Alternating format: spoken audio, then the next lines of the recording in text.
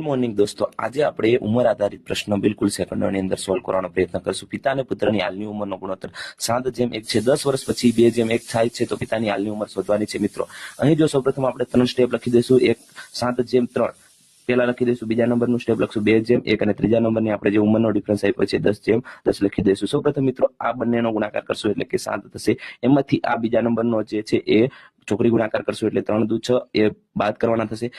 અહીંયા મિત્રો પછી આ બંનેનો ચોકડી ગુણાકાર કરશું એટલે 2 × 10 થશે તો 20 થશે મિત્રો.